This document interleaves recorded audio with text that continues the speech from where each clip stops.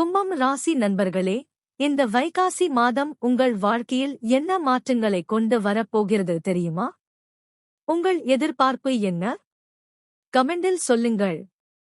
நண்பர்களே, இன்று வைகாசி மாத கும்பம் ராசிக்காரர்களுக்கான பலன்களை பார்க்கப் போகிறோம்.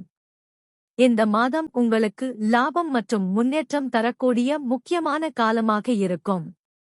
மாதம் முழுவதும் சூரியன் ரிஷபத்தில் இருப்பதால் வீடு, குடும்பம், சொத்து விஷயங்களில் கவனம் அதிகரிக்கும்.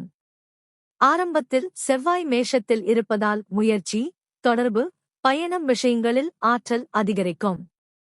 மே 26 வரை குரு மிதுனத்தில் இருப்பதால் இது உங்கள் 5ஆம் இடம், அதிர்ஷ்டம், சிந்தனை, குழந்தைகள், முதலீடு விஷயங்களில் நல்ல பலன் கிடைக்கும்.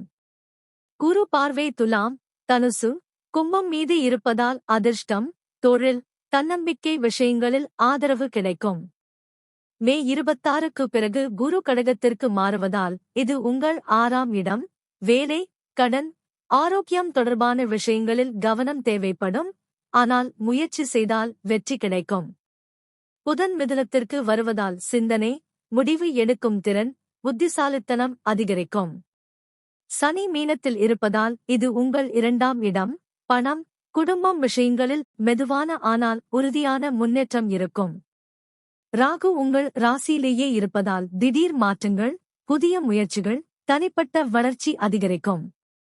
கேது சிம்மத்தில் இருப்பதால் உறவுகள், கூட்டாண்மை விஷயங்களில் கவனம் தேவை. மொத்தத்தில் இந்த மாதம் ஆரம்பத்தில் அதிர்ஷ்டம், நடுவில் மாற்றம், இறுதியில் முயற்சி மூலம் முன்னேற்றம் கிடைக்கும். நீங்கள் திட்டமிட்டு செயல்பட்டால் நல்ல லாபம் பெறலாம். உங்களுடைய சுய ஜாதக கேள்விகள் இருந்தால் கமெண்டில் கேளுங்க. உங்கள் பிறந்த தேதி, பிறந்த நேரம், பிறந்த இடம், உங்கள் கேள்வி மற்றும் உங்கள் இமெயில் ஐடி ஆகியவற்றை கமெண்டில் சொல்லுங்க. இது ஒரு இலவச சேவை. உங்களுடைய கணிப்பு இமெயில் மூலமாக அனுப்பி தரப்படும். இந்த தமிழ் மாத பலன் உங்களுக்கு நல்ல பலன்களை தரட்டும் என்று யாம் எல்லாம் வல்ல இறைவனை மனமாற வேண்டுகிறோம். இந்த காணொளி பிடிச்சிருந்தா லைக் பண்ணுங்க, கமெண்ட் பண்ணுங்க, ஷேர் பண்ணுங்க. மேலும் தினமும் இப்படிப்பட்ட ஜோதிட தகவல்களுக்கு எங்கள் கியூப் டிவி தமிழ் ஜோதிடம் சேனலை சப்ஸ்கிரைப் பண்ணுங்க.